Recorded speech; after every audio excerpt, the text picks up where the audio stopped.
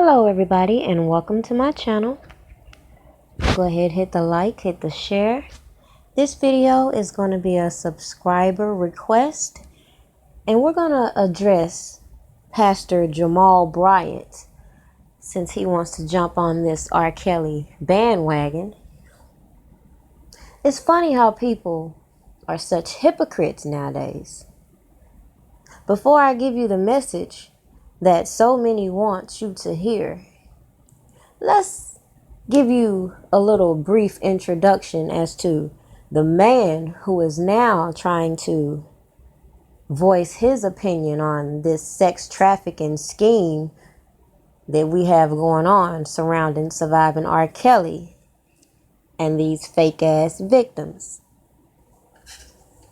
Been growing in church, and all of a sudden, those temptations meet you head on. Well, I didn't have a litmus test. You have to understand, I was a national televangelist since I was 29, and the whole world had opened up for me. In every stage, I'm preaching in arenas, convention centers, mass mega churches. Was quickly becoming a household name. So nothing in my mind ever said, one, I would ever get caught.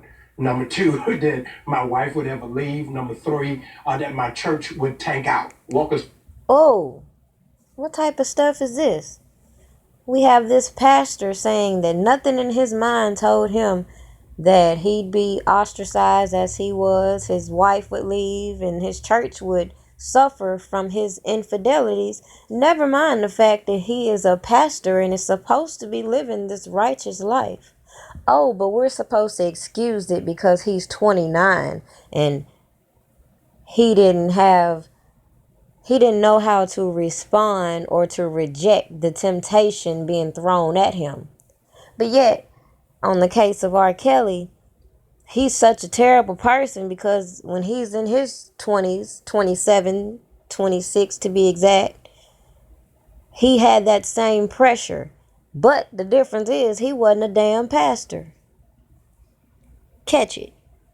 Through what happened? I stepped rolling outside of my marriage and had a extramarital affair that ultimately ended in a divorce to an incredibly wonderful woman. Not because anything was flawed in the marriage or in her, but in my own immaturity for the level that I was getting ready to go into.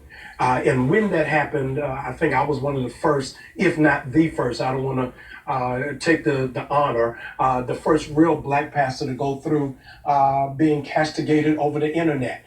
My oldest daughter is 15, and I had to go to Atlanta, where it is that she lives, because a teacher said something sideways to her. Oh, we're supposed to have this sympathy because you as a pastor created this storm for your kids.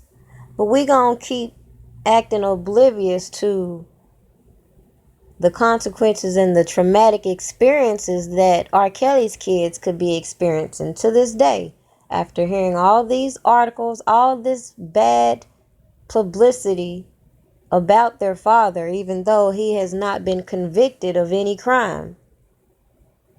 And she was absolutely traumatized. If nothing else, this has been the most humbling process that you got to keep reliving it and explaining it and dealing with it and defending it. And nobody really understands that when you're in that public spotlight, you don't have the opportunity to process in private. So, your child was so traumatized dealing with your infidelity. Imagine these kids over here being told their father is a pedophile, etc., etc. And now you're sitting here telling us that the average person doesn't understand the things that people like him go through with such temptations and not being able to process those temptations. Interesting. But when I went through a divorce, Roland, it wasn't between just me and my ex-wife. it was 12,000 people who were members of my church going through it at the same time, whose heart was broken, whose expectations were absolutely dashed. That had members arguing to protect my name in beauty salons and in supermarkets. And it was one of the most harrowing experiences of my life. I lost like 17 pounds going through the stress of it. Had to go through therapy for a year. He went through all this stress because of his infidelities. Think about the stress that R. Kelly could be going through, facing all these legal cases, these criminal proceedings ahead of him, and not having the ability like regular people to have his day in court and have his fair trial proceed without being tried in the public eye, and having stupid ass people like you wanting to profit off of that instead of just letting due process take its course.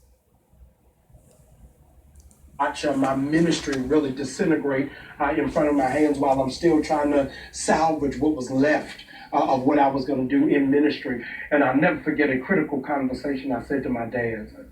I said, Dad, this is it. There's no way I'm going to resuscitate. My father was in Los Angeles at the time as bishop over that jurisdiction. Dad, you got to get me a church in California. Get me out of here. And my father wrote. Now, if you do a little research on this guy, Jamal Bryant, you will notice he has a very extensive history with infidelity. So again, the fact that he wants to fix his lip and jump on this topic, quite interesting. He's had a record of not paying his child support. On top of that, so that speaks a lot in its integrity when you've been out here preaching the gospels and can't even take care of your kids. But moving on, let's talk about his hometown and how he's not even embraced there. Is it that easy? Then we can better get you the fuck out of here? No, sir. Well, you check this out, man. Don't come nowhere down here no more. Wherever PFK boom at, don't come. I know you can tell your henchmen. I know you, your TD and all them. I know you before it seemed right, man. All that. Get the henchmen. Don't come down here no more. Boom, said me as a man. The streets don't want you here. I'm speaking for them. So we see you here. Okay. So you said you won't come on my motherfucking streets no more, right? Don't bring your ass down here no fucking more. I mean it, yo. On my fucking kids, yo. Cause you're a fucking disgrace. A golden guardian angel for Satan. Cause you damn sure ain't guard me, nigga. Yeah, get the fuck up out of here. What you do for Tyrone West again? Empower what? This dick, nigga. Jamal Bryant, you should be ashamed of yourself for selling out your people for your fame and your wealth. SRB, we know where them perks went. Fuck 12. Leave the city, that's your first step. Take Davis in the war room and your cousin Brandon Scott. 300 men in their payments. They love a photo op. We taking back our city, one step at a time. Walk in solidarity. This is the front line. Now the Mosby's gotta go. Billy Murphy, you can leave. Got my right fist high saying fuck the police. We lead the sword nation. Shy and Keys, Shorty underground the gun, and Brother Naeem, Shelly helping hands, boom. We playing for keeps. Go nuts for you. It's the queen of the streets. Civil wrongs fix Baltimore. EJ and Maurice, what's up, African? I see you, Ron Green, Bloods, Crips, BGF, L Kings, GD, 5%ers in the Y. This is called unity. Screaming free, my brothers, from the belly of the system. Justice for Tyrone West and all victims. You have our people's best interest at heart. Absolutely. So, And if I'm wrong, I'll just simply say I'm wrong or digress. I mean, but you know what? You might not know you wrong. Yeah. You know what I'm saying? Or I might be right. You might be right. Absolutely. You might not know you wrong, or you might be right. Same thing both ways. We got to love and trust and admire each other enough to take that walk together. Absolutely. And that's what I think we all have to do. Yeah. Now, another part of this weekend. Yeah. Another part of this weekend, man, you know what I'm saying, that we experienced together. I didn't necessarily see you, but I know you were there. It was Sunday service. Yeah, I saw you. I was over there with Damani. I was with my nephew. Sunday service.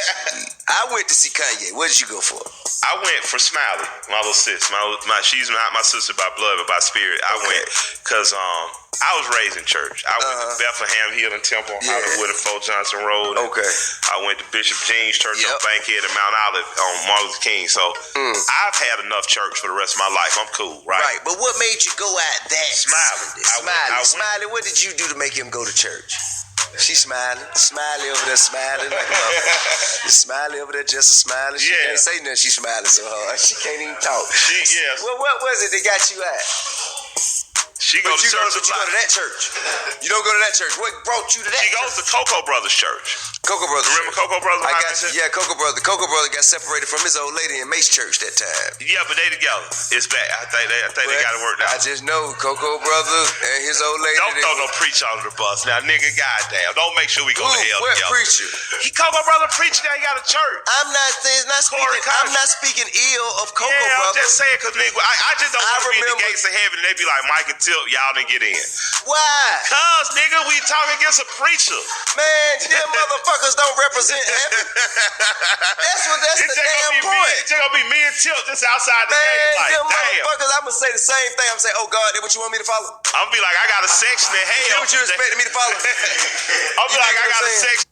So if y'all remember, T.I. calling out Pastor Brian and his scamming tactics at church.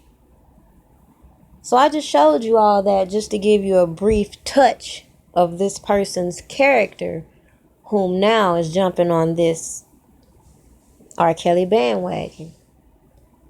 And the fact that he wants to headline the topic as sex trafficking, first of all, y'all gonna have to make up y'all mind as to, does R. Kelly have a cult?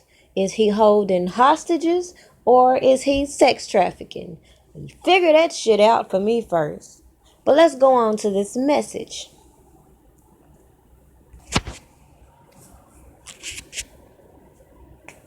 To Jamal Bryant's and collaborating partners, Ebony and Jet, it is understood that you're planning on having a podcast session on your platform centering around human trafficking.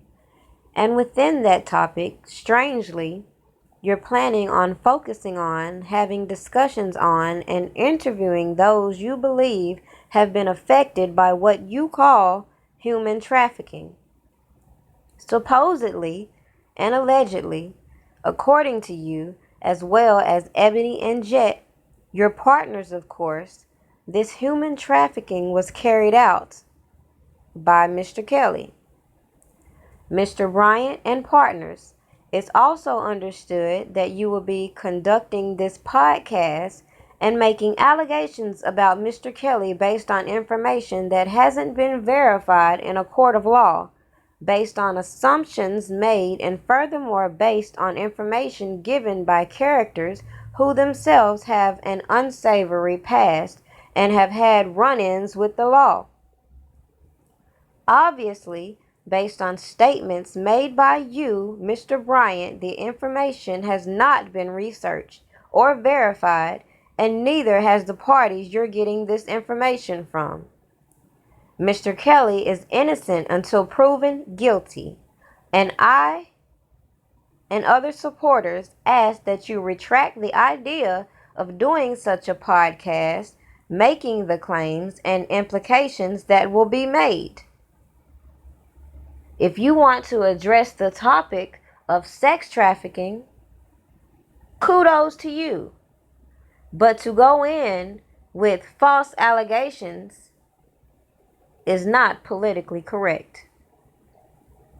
I and fans ask that you and your partners, Ebony and Jet, do your research first on all parties involved. I and fans ask for you not to let the prospects of a larger following take away your ability to be fair to all parties involved, so much so that it will be a blight on you and your partners. If you would like to voice your opinions on the matter to Ebony or their partners who are contributing to this nonsense,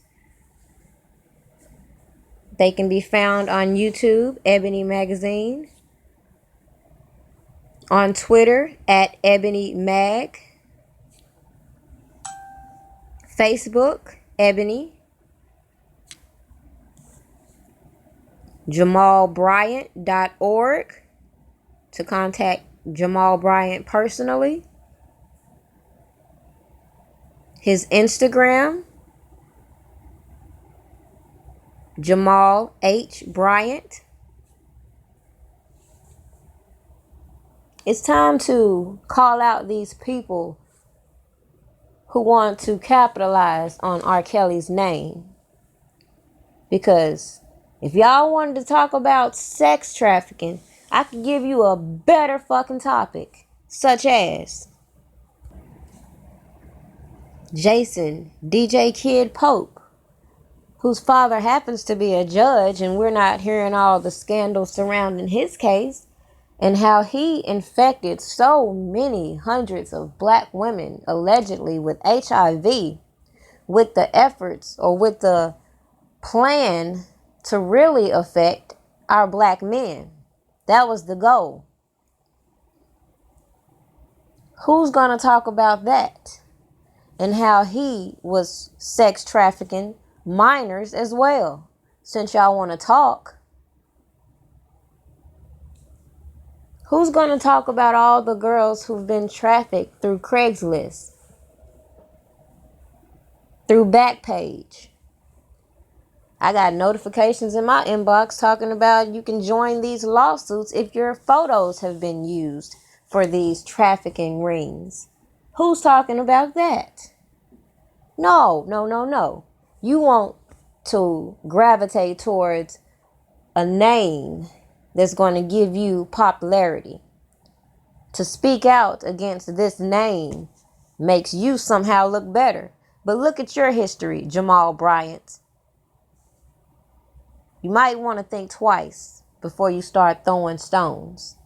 Okay. You want to talk about some sex trafficking? Talk about all these IG thoughts and escorts, as y'all like to call them now, celebrity escorts. Why don't y'all talk about them who are out here targeting these celebrities, doing a little something strange for a little bit of change, knowing damn well they wouldn't do it for Joe Blow down the street. But the age we living in now, these little thoughts can come back and claim rape for a bag. Why don't you talk about that? Even this chick pictured, Sydney Starr, and how she single-handedly caused the demise of Chingy's career with her fake-ass allegations. It's a long history of women making fake allegations in which you can talk about that on your podcast since you want to be so real, mister. Go back to Emmett Till and how it's just now coming out that this woman lied. Go back to all these men incarcerated to this day who've been falsely accused.